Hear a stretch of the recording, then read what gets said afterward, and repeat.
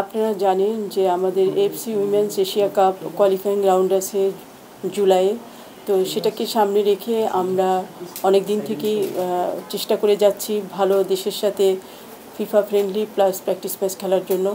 তো আমি আমার পার্সোনাল কানেকশন দিয়ে ট্রাই নেশন একটা আমরা রেডি করতে পেরেছি। সেটা হচ্ছে যে ইন্দোনেশিয়া, জর্ডান এবং বাংলাদেশ।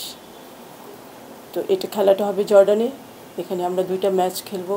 ফার্স্ট ম্যাচ হবে 31শে মে আর সেকেন্ড ম্যাচ হবে 3rd জুন। টিম এখান থেকে যাবে 27শে মে, কারণ আমি পিটারের সাথে একটু আগে বসেছিলাম। অ্যাকচুয়ালি জর্ডান আমাদেরকে দিবে 29শে মে থেকে। তো পিটার বলছিল যে আমরা যদি 2 দিন আগে যাই তাহলে সেটা আমাদের জন্য ভালো হয়, আমরা ওখানে গিয়ে কিছু প্র্যাকটিস করতে পারি। সে কারণে কোচের সাথে কথা বলে আমরা ওইটা ডিসাইড করেছি যে আমরা 27 তারিখে পাঠাবো এখান থেকে টিম, এবং 3 দিন ওখানে ওরা প্র্যাকটিস করবে। দেন ওরা 31 মে ফার্স্ট ম্যাচ খেলবে এবং 3rd জুন ওরা সেকেন্ড ম্যাচ খেলবে এবং 4th জুন দেশে ফিরে আসবে। আপনারা জানেন যে র্যাঙ্কিংয়ের দিক থেকে জর্ডান হচ্ছে 74 এবং ইন্দোনেশিয়া 94, আমাদের থেকে অনেক বেশি এগিয়ে।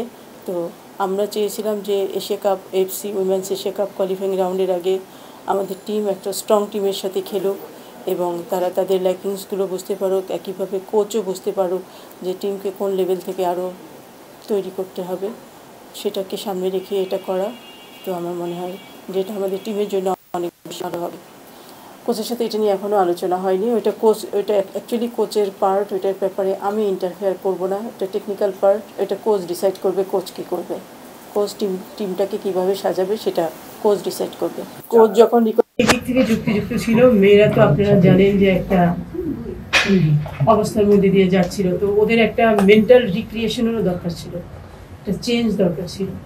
তো ওরা বারবারই একটা জিনিস বলছিল যে আমরা যদি ওখানে খেলি আমাদের একটু চেঞ্জ হবে, দেন আমরা আরো বেটার ফর্মে আসবো।